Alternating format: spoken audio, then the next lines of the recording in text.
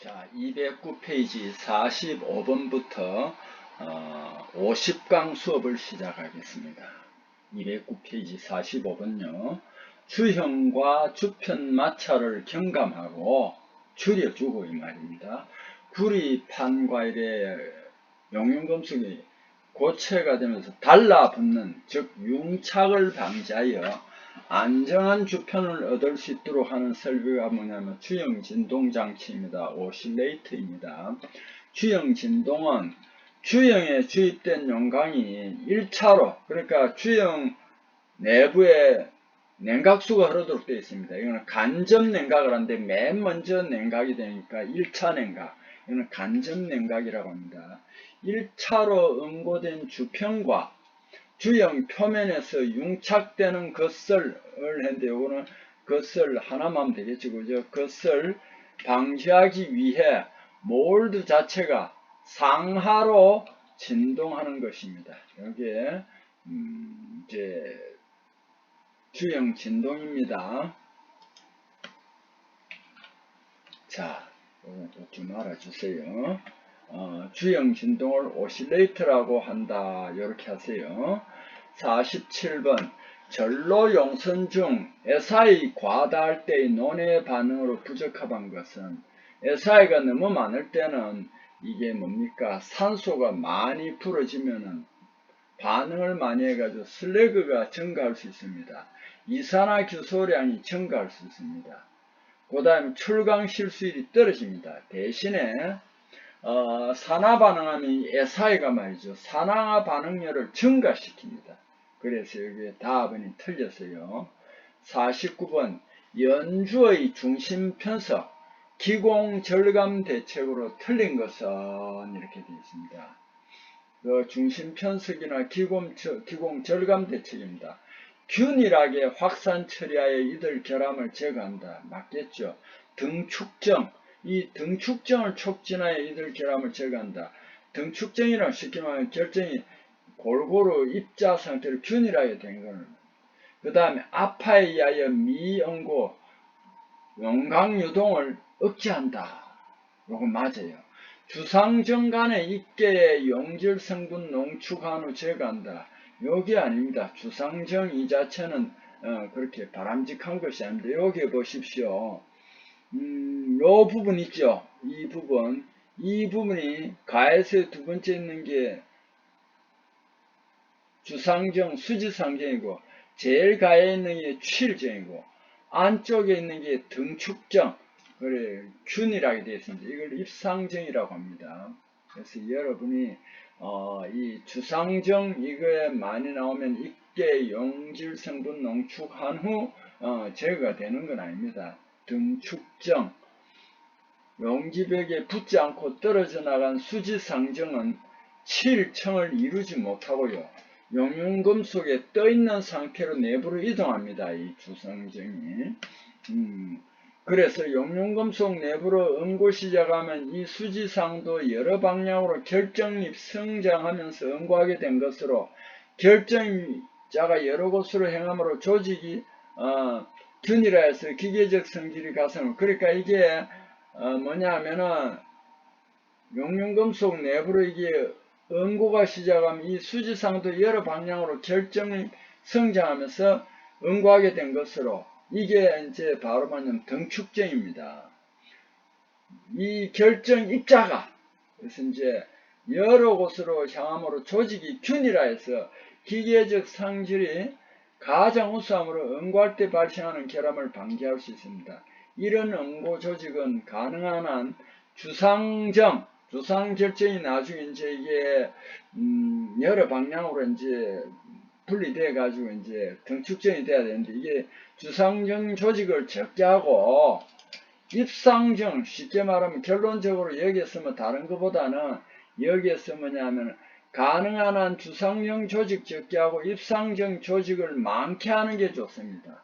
그래서 여기에서는 랍은 여기 이제 틀립니다. 여기에서 이제 뭐 입계 용질 성분을 응축해 가지고 녹이고 그런 게 아니고 이게 내부로 응고 시작하면 이 수지상도 여러 방향으로 흩어져서 이제 그 결정력 성장하면서 응고된 것인데 실제로는 결정입자가 이 그림처럼 여러 곳으로 행함으로 뭐냐면은 제일 가에는 7정이고 중간에는 주상정이고 안에는 등축정, 입상정이 됩니다. 이렇게 이제 응고할 때 쉽게 말하면 여기서는 등축정을 말하는 거예요.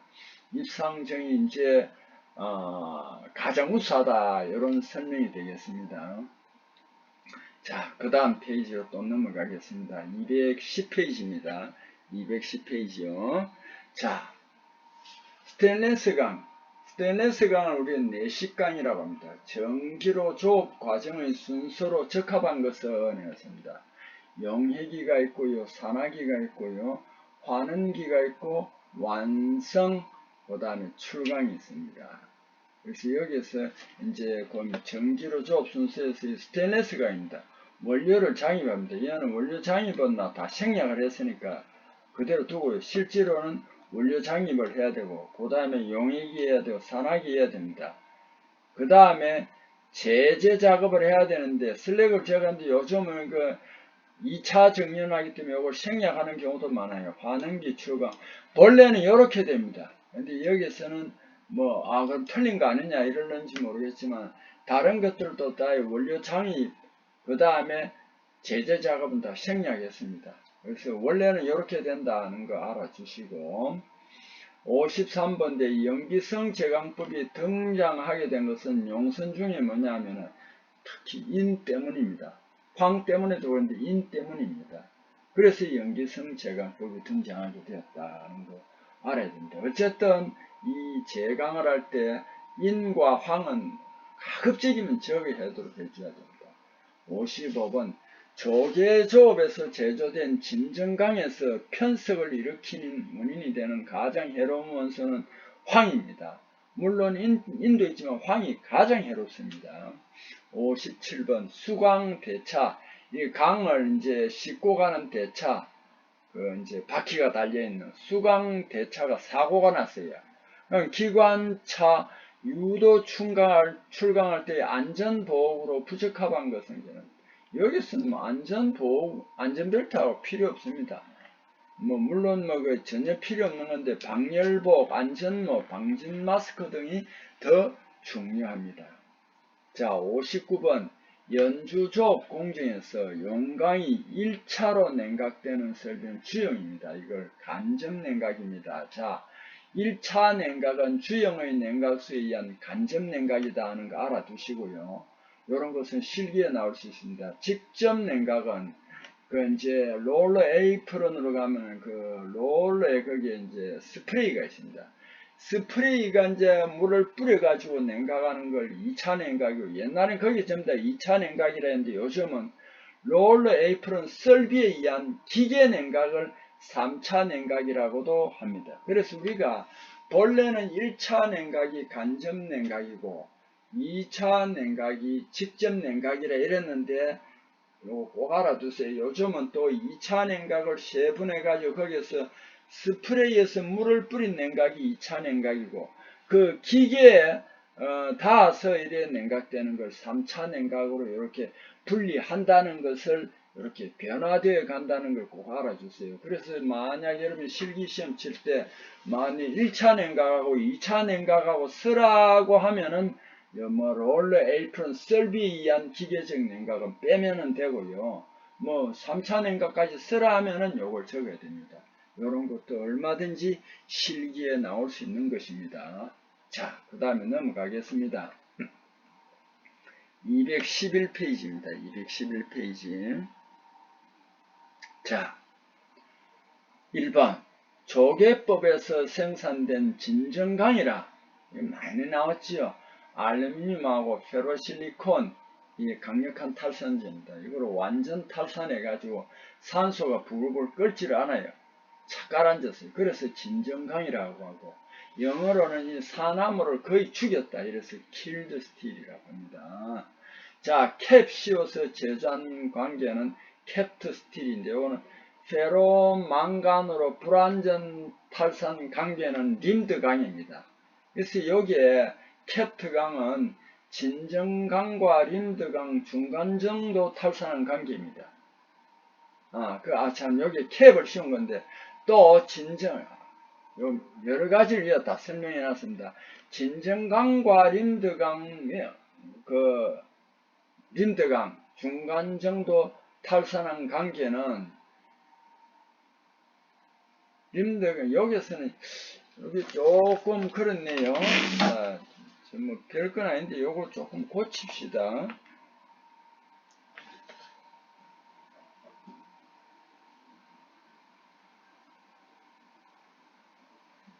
여기 좀 말이 조금 안 좋아요.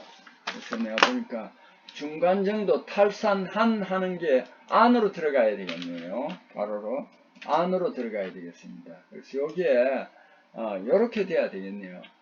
그래서 림드강 그래서 림드강 관계는요, 탈산하는 빼버립시다.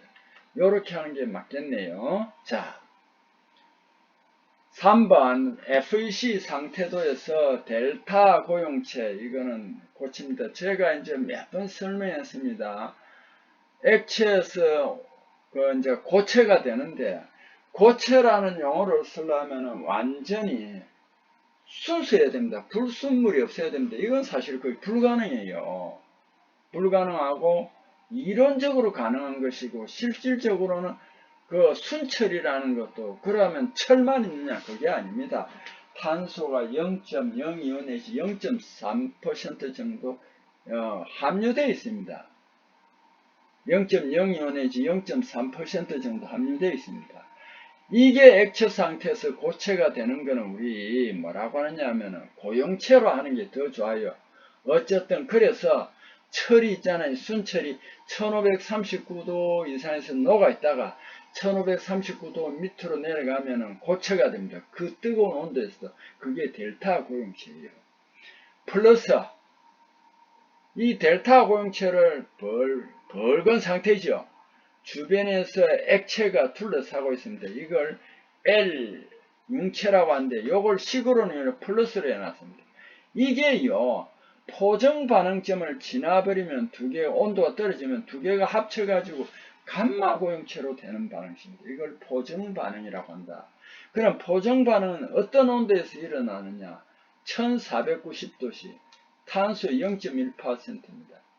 자, 1490도씨 탄소는 0.8%입니다. 여기에서 이제 포정 반응이랍니다. 포정이라는 것은 결정을 액체가 보였다 이 말입니다.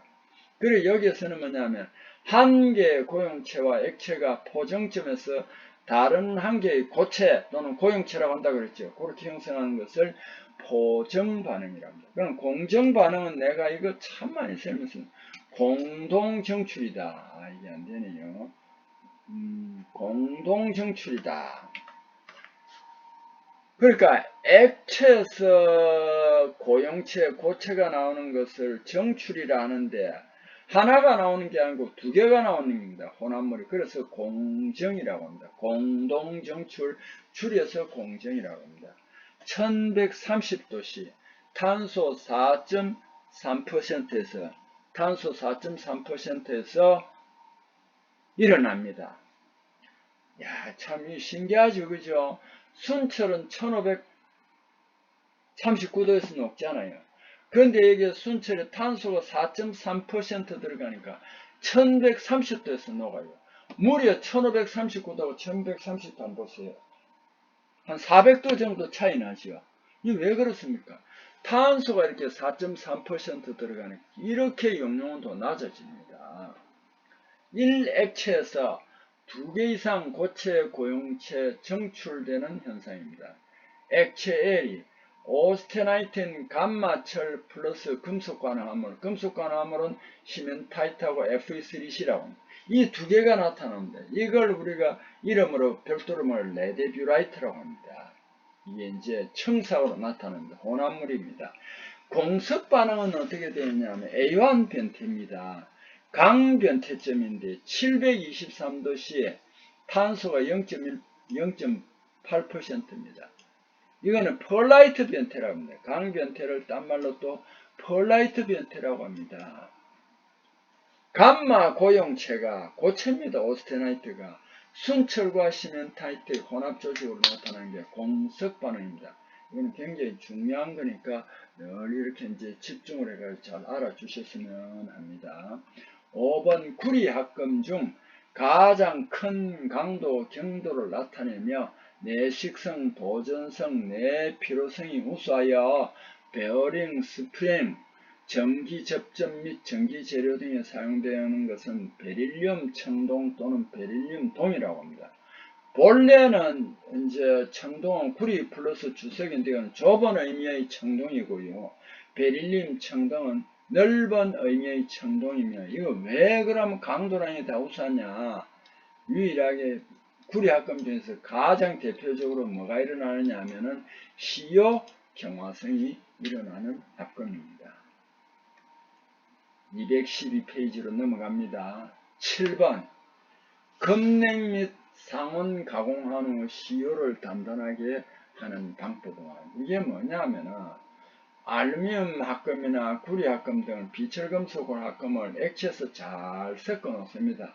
쉽게 전문 용어가 아니고 섞어 놓으면 이게 잘 섞기가 잘 돌아다닙니다. 그걸 용체화 처리랍니다. 잘 섞어 놓은 용체화 처리한 이 알루미늄 구리 비철금속 합금을 온도로 급냉을 해버립니다. 급냉을 해버리면은 경계가 줄어듭니다. 그러니까 좁은 그 안에 입자들이 한꺼번에 다 들어가 버려요. 여유있게 반응한 게 아니고 한꺼번에 들어갔다 보니까 상온에서 가공을 하면 온도가 올라가거나 또는 아니면 인위적으로 상온 가공은 인위적으로 온도를 올려준 거예요. 100몇 아니면 온도가 계절의 변화에 따라서 시간이 가면 따라서 온도가 올라가면 이 안에 시효라는 건 시간이 감에 따라서 효과가 나타납니다. 그래서 알루미늄 같은 거는 용융 온도가 낮아요. 그러니까 더 낮은 온도에서 이게 땀처럼 금속이 석출합니다. 석출해서 표면에 치밀하게 달라붙어요. 이걸 시효 경화 또는 이게 낮은 온도에서도 고체가 석출해가지고 그걸 단단하게 해줍니다. 이걸 시효경화 또는 석출경화라고 합니다. 그래서 시효경화입니다. 자, 시효경화는 항상 석출경화라는 말과도 같습니다. 시효경화는 석출경화라는 말과 같습니다. 금속 재료를 일정한 시간 적당한 온도에 두면은 단단해지는 현상입니다. 다 그런 게 아니고 알루미늄과 같은 비철금속입니다. 시효경화 생기는 합금은 여러 가지가 있으나 상온에서 일어나는 것은 이 알루미늄 합금이나 납합금은 그 용융온도가 원래 낮아요. 그러니까 농융점이 낮은 금속 합금입니다. 이거는 상온에서 일어납니다. 시효경화의 대표적인 금속이 알루미늄 합금하고 구리 합금인데 그 중에서 뭐냐 하면은 두랄루민 항공기 재료 알구마망도라고 그랬잖아요. 이게 가장 시효경화 합금 중에서 대표적입니다.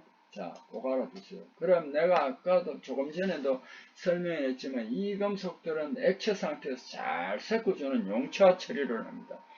이 잘 섞어주는 용체화 처리를 우리는 다른 말로 뭐라고 하냐 고용체 열처리라고 합니다. 고용체 열처리.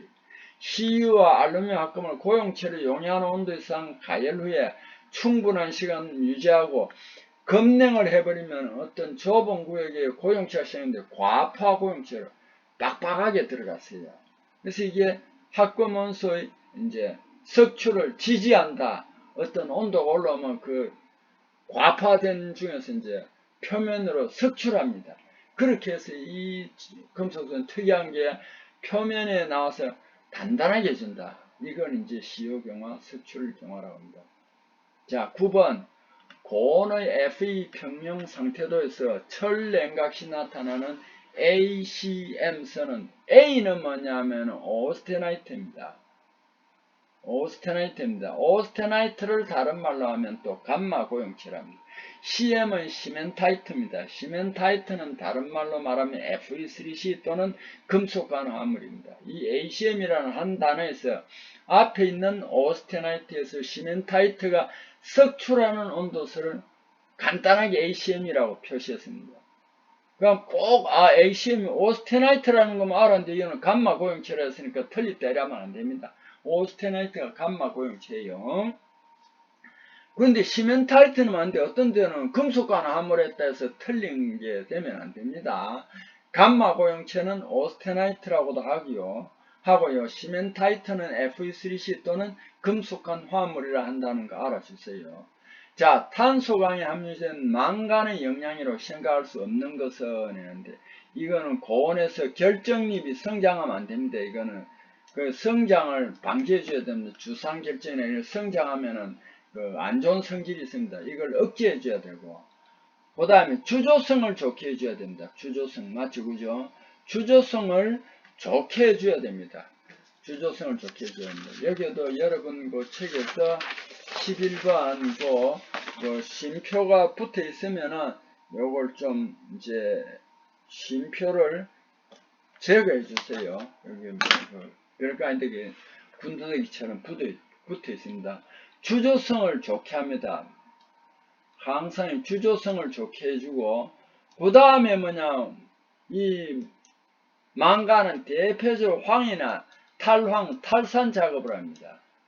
그 다음에 이게요, 망간 이런 거 들어가면 크롬이나 니켈 이런 데 담금질을 별도로 하지 않아도 담금질 효과를 증가시킨다 이 말은 경화능을 크게 향상합니다. 이런 게 다 몰리브 망간이 함유될 때인데 라번이 틀렸습니다. 연신율은 그다지 감소시키지 않으나 강도, 경도, 인성을 떨어뜨린다가 아닙니다. 이거. 그러니까 이건 떨어뜨리지 않습니다. 13번 열 팽창계수가 아자, 자가, 줄자, 표준자로 사용하는 재료. 이거 정말 제가 이야기만 했습니다. 인바, 우리말로 번역이 되면 불변가능이라고 그랬죠. 여기에 엘린바와 플래티나이트, 일렉트론은 마그네슘합금입니다. 나머지 여기에 엘린바, 플래티나이트, 인바는 불변강입니다. 그 상황은 요 밑에 설명이 되어 있으니까 여러분이 요걸 꼭 좀 워낙 제가 많이 설명했기 때문에 여러분이 요걸 읽어보시고 이해를 잘 해주시기를 바랍니다. 자, 여러분 또 이 50강 수업에 저와 함께 해주셔서 대단히 감사하게 생각합니다. 자, 여러분 수고했습니다.